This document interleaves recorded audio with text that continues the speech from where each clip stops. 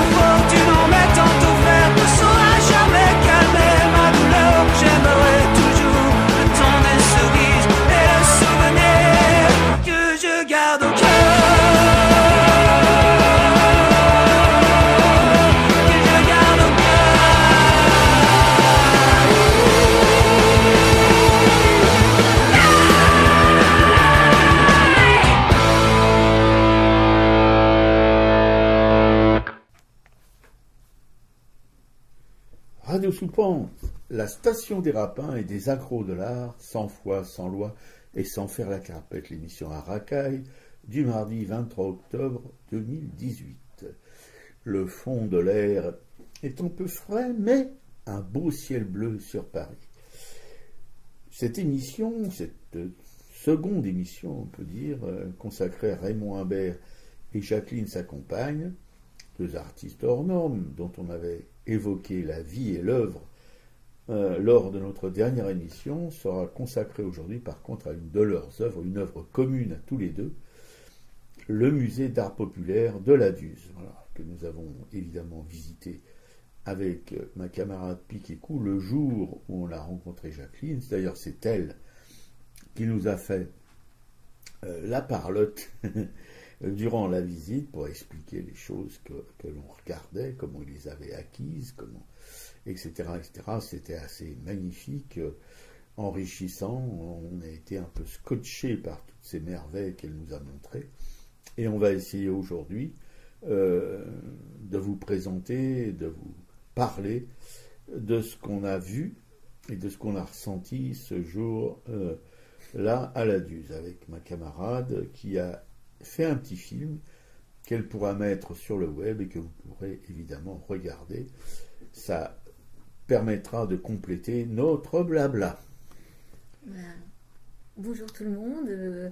Donc voilà, vous pouvez nous joindre sur notre messagerie internet, donc à l'adresse aracaille@orange.fr, hein, ARTRACAI2LE, ou alors au 01 41 95 20 96 sur le répondeur de Radio Soupente. Peindre du bonheur des êtres heureux, comme pourront l'être, dans quelques siècles, les hommes, la pure anarchie réalisée. C'est d'un peintre dont nous avons rencontré l'œuvre avec ma camarade il y a quelque temps, Henri Edmond Charles Cross, qui est mort très jeune, hélas, parce que son œuvre déjà était assez intéressante, mais bon, il y a pas mal d'artistes comme ça qui sont très très prometteurs, comme on dit, et qui disparaissent avant 40 ans.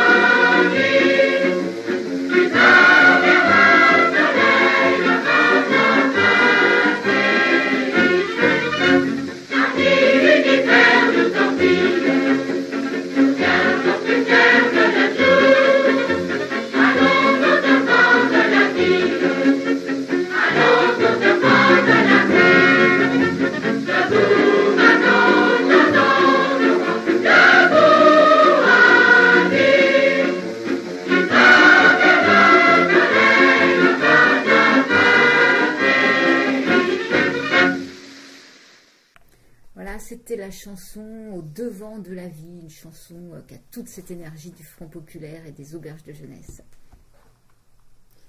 Un humanisme, pas par soi-même, mais place le monde avant la vie avant l'homme, le respect des autres avant l'amour-propre. Et tout de suite, je vais vous assommer avec mon presse-papier. Non, je plaisante, c'est un petit peu curieux comme plaisanterie, mais vous devez commencer à me connaître. Je l'ai intitulé « Tant qu'il y aura », point de suspension, et j'enchaîne tout de suite avec des Cédric Héroux, des Sarah Katz, Pierre Stamboul, Claude et William de Brest, Marie-Christine, Christophe, François, Mariama, Cécile, René, Dominique, Nora, et tant d'autres anonymes qui font chanter leur humanité. La belle vie est devant nous. Les affreux qui nous maltraitent ne sont pas les plus forts.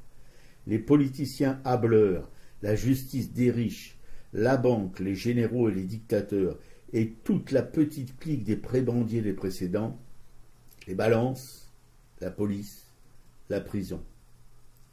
La misère, la rue, la nuit, l'hiver, sur un lit de carton, sans couverture, sans oreiller, les enfants battus, les mères forcées et les vieux abandonnés.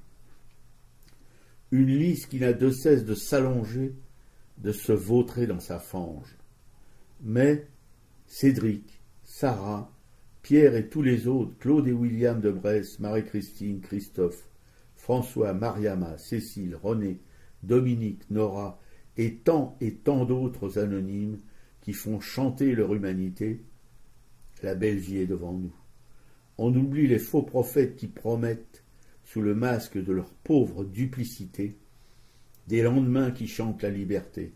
Ils sont des milliers, ils sont des légions infernales. La loi les protège, les livres les protègent, les congrès les protègent, les règlements les protègent, les principes les protègent. En face, rien que les cœurs purs, des âmes claires, sans calcul, sans sortilège, pour tromper et asservir, le pouvoir gangrène l'idée, et il fait son lit de tout, et partout. Regardez, le petit Jésus des crèches de Noël, il a voulu se mêler de choses qui ne le regardaient pas, d'amour, de pauvreté, de liberté, de fraternité, d'égalité. Oui, lui, le charpentier de Nazareth en Galilée, zigouiller le petit prophète qui se disait le Fils de Dieu, et de la plus atroce façon, cloué sur une croix. Une bonne leçon. Avis aux idéalistes, aux pauvres, aux malmenés de la vie. et surtout à ceux qui veulent les sauver. Aucun parti politique, aucune organisation dite révolutionnaire ne peut échapper à la fatalité du pouvoir. Tant et tant qui croyaient que porter assistance était leur devoir. Ben non les filles, ben non les gars. Le premier devoir d'un bon et honnête citoyen, sauver sa peau. Et si cela nécessite de ratatiner, de tataner, on ratatine, on tatane.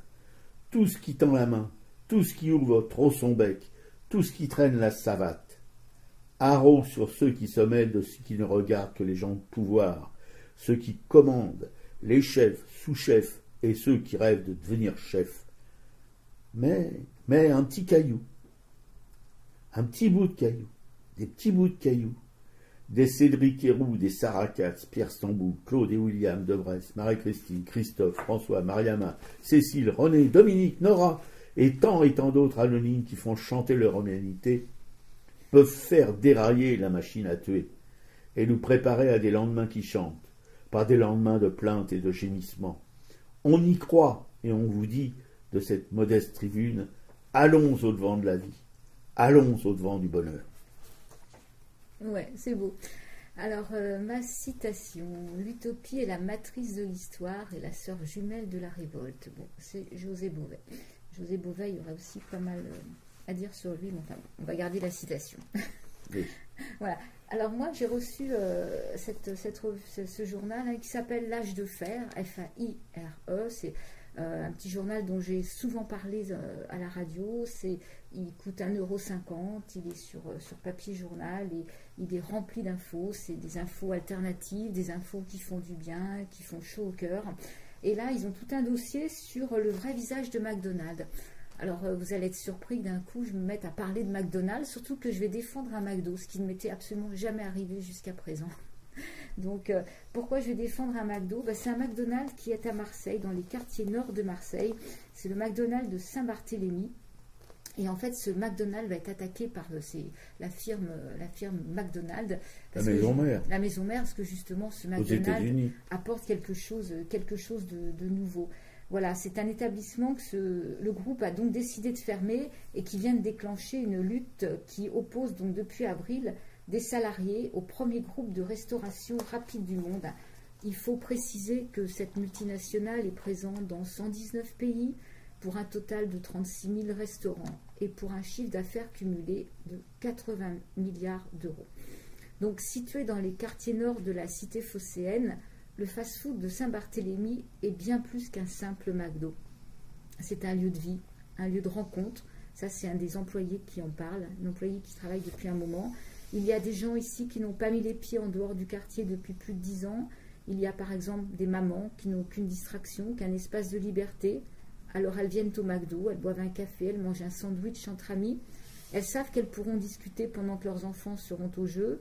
Et donc ce McDo, il le compare un peu à la place du village où les gens peuvent se rencontrer et discuter et personne ne vous demandera de sortir si vous ne consommez pas. Voilà, ça c'est ce que dit un salarié qui est aujourd'hui très actif dans la vie associative du quartier. Donc ce McDo, en fait, voilà, il est dans le collimateur des patrons parce que c'est un McDo qui est implanté au cœur de différents quartiers.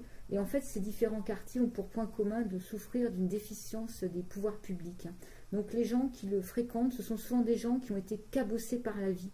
Et lorsque des parents, des responsables associatifs ou de structures comme ce McDo repèrent des jeunes en difficulté ou qui ont besoin d'une main tendue pour ne pas basculer dans la délinquance, on les oriente vers le McDo. Et là, les directeurs successifs ont toujours joué le jeu. C'est-à-dire qu'ils ont toujours signé des contrats, ils ont fait bosser des gens que personne ne voudrait embaucher. Donc en fait, cet établissement, c'est un mauvais exemple. Un intégrateur, un véritable amortisseur social.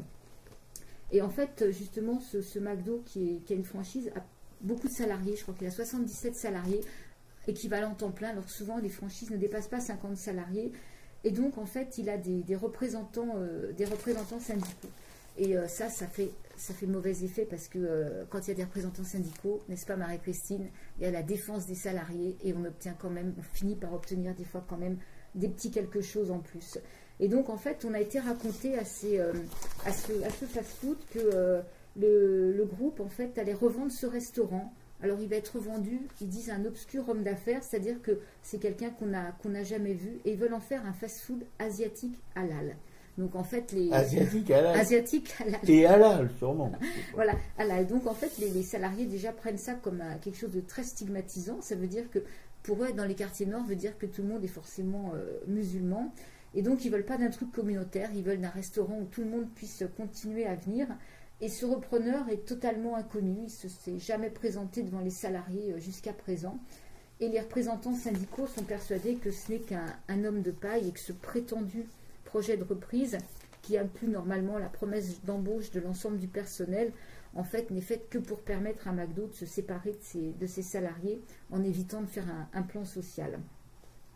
Donc pour les salariés, en fait, c'est dur parce qu'ils allaient finir par croire en fait que le modèle qu'ils avaient mis dans ce McDo en fait allait continuer à fonctionner et qu'ils pourraient obtenir de plus en plus de choses et continuer leur intégration. Donc en fait il y a eu un procès, il y a eu un jugement et donc il n'y aura pas de revente de ce McDonald's. Ils ont obtenu le fait qu'ils vont pouvoir continuer à travailler. Et en fait ce McDo de Saint-Barthélemy a été façonné au fil des années donc par tous ceux qui travaillent. Donc, effectivement, il ne correspond plus au modèle social de McDonald's qui est rentabilité. Que je veux dire au modèle antisocial. Oui, il s'agit certes donc d'un restaurant franchisé, mais justement dans ce McDo qui a 77 salariés, donc c'est énorme. Hein. Souvent, c'est qu'une cinquantaine de salariés. En fait, 27 de trop. 27 de trop, surtout équivalent temps plein. Hein. Donc, en fait, ils ont un CHSCT. Et les employés sont pour la plupart en poste depuis plus de 15 ans, alors qu'en général, il y a un turnover très important dans les McDonald's. Et donc, les salariés ont réussi à faire valoir leurs droits. Ils ont obtenu le 13e mois, la participation aux bénéfices, des primes trimestrielles, la prise en charge de la mutuelle à 95% par l'entreprise. Et donc, dans la galaxie McDonald's, ce n'est pas banal. Voilà. Et comme la stratégie du groupe consiste à maintenir au plus bas les frais de personnel, il ne faudrait surtout pas que le cas marseillais fasse tache d'huile. Et justement, ces syndicalistes Saint-Barth vont prêcher la bonne parole en plus aux quatre coins du pays, sachant qu'il y a plus de 1400 McDo en France. Ils incitent les travailleurs et travailleuses donc à défendre leurs droits. Et ils précisent qu'il n'y a que 2 îlots de résistance chez McDonald's en France, un à Paris et un à Marseille. Et là, le groupe donc, pense avoir trouvé effectivement le moyen d'en faire disparaître un. Donc ce restaurant peut avoir une activité, il peut avoir un futur, mais en fait, il ne passe pas par l'enseigne et l'offre McDonald's, donc il n'y a pas d'alternative. Ça, c'est le vice-président de McDo qui raconte ça dans la Provence. Mais les choses pourraient ne pas se passer comme le prévoient donc ceux qui veulent liquider ça. Le 7 septembre, le juge des référés a annulé donc la vente du restaurant et les salariés veulent désormais récupérer la franchise de l'établissement et créer une société coopérative, donc une SCOP. Donc le groupe fait pour l'instant la sourde oreille et c'est une stratégie donc qui pourrait conduire la multinationale à s'embourber. Et alors ce que j'aime beaucoup, c'est que l'avocat parle de ce McDo, il dit Marseille devient le Vietnam de McDonald's en fait. J'adore. Tu peux rappeler le chiffre d'affaires mondial de McDonald's 80 milliards d'euros. 80 milliards d'euros, ouais. Voilà. Non, mais, et c'est comme tous les comment dirais-je, toutes les entreprises capitalistes, plus ils font de bénéfices, plus ils sont radins avec les gens qu'ils emploient, avec les gens qui leur rapportent le pognon qu'ils gagnent. Voilà. Et heureusement qu'il y a des Marie-Christine, il en reste encore pas mal en France, qui ne sont pas forcément bien vus par les syndicats, parce qu'ils se battent vraiment comme ces gens de McDo. On aimerait savoir quels sont les syndicats qui soutiennent cette entreprise, enfin les salariés de cette entreprise. Voilà, ça serait aussi une question intéressante. Ouais. Et ce qui est intéressant, c'est que c'est un dossier très complet hein, dans l'âge de fer. Donc, je crois que McDonald's touche aussi le CICE, hein, le crédit impôt compétitivité entreprise, donc bon, une aberration. Et ils expliquent un peu comment marchent tous ces montages. Parce qu'en fait, les revenus de McDonald's sont des revenus sur ce qu'ils vendent, sur toute cette la restauration rapide, mais principalement en fait sur la location en fait aux franchises des lieux dans lesquels sont implantés les McDonald's. C'est-à-dire que la maison mère donc achète des espaces qu'elle reloue aux franchisés et elle multiplie par de plus en plus, c'est-à-dire qu'elle multiplie par 2, voire 3, voire 4 fois le prix du loyer. Donc elle gagne énormément d'argent sur ces locations. Donc les franchisés, comme c'est des frais, font passer ça dans les charges, ce qui diminue leurs bénéfices. Et la maison mère qui reçoit ça, en fait, elle bénéficie tout d'un montage de multinationales avec le Luxembourg, donc en fait ne repaye pas d'impôts. Donc en fait c'est tout bénef, quoi. C'est vraiment, et là ce sont aussi encore ces 80 milliards, c'est des milliards aussi qui rentrent de la part de ces loyers, quoi.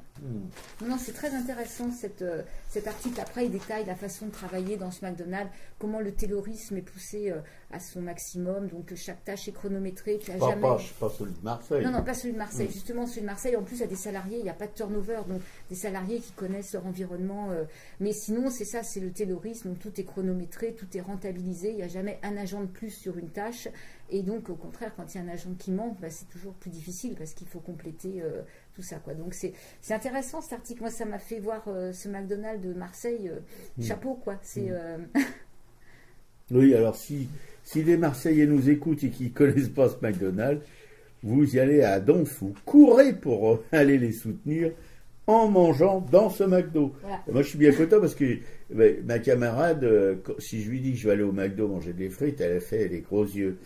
Mais alors, si j'étais à Marseille, elle ne pourrait pas faire les gros yeux. Donc, je vais peut-être immigrer à Marseille.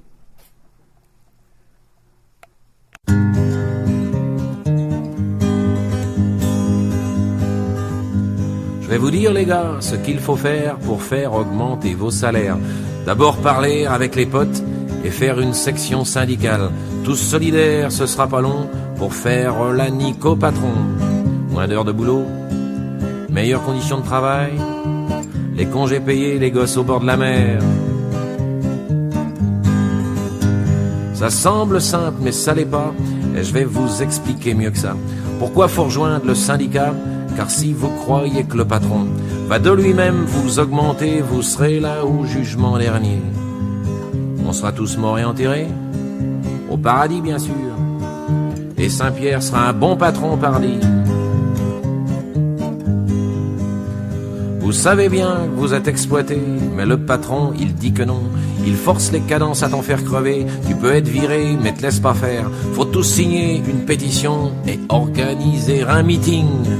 Discutez, donnez votre avis, décidez, faites quelque chose. Le patron futé comme un bison trouvera toujours le compte service qu'il enverra dans votre meeting pour moucharder et provoquer. Faudra tout de suite dire au débile que le jaune lui va pas au teint. Arrête de faire la mouche, t'auras pas d'histoire, et le mec aveugle retrouvera la vue. Maintenant votre section est créée, vous tenez votre première réunion. Choisissez bien quelques copains pour composer votre bureau. Le patron qui est sourd quand un seul jeune entend très bien le syndicat. Il est beau joueur, hein, et il est tout seul. Allez les gars, on va le trouver. Mettons que votre boulot soit l'enfer, avec un salaire de misère. Le patron se met à gueuler, feignant pas de rallonge, enfoiré. Mais regardant par la fenêtre, il voit des milliers de gars unis. Salaud, affameur, négrier, il bat sa femme, on peut le parier. Les gars, le plus dur, il reste à faire, tout sera bon pour vous foutre en l'air. La police, la garde nationale, c'est un crime, une carte syndicale. Vos meetings seront perturbés, on matraquera tous ceux qui bougent. Sale bande de rouges, anti-américains, espions japonais, saboteurs de la défense nationale.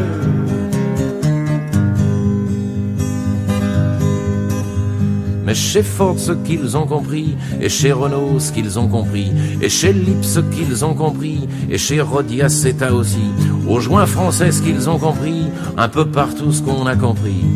Si on se laisse pas faire par les fachos, si on se laisse pas faire par les provocateurs, si on se laisse pas faire par les milices, si on se laisse pas faire par les jaunes, par les flics, par le gouvernement, si on se laisse pas baiser par les patrons, eh bien les gars, on gagnera. Enfin ce que je vous en dis, prenez-le comme vous voulez, mais faites-le. C'était François Béranger, le blues parlé du syndicat.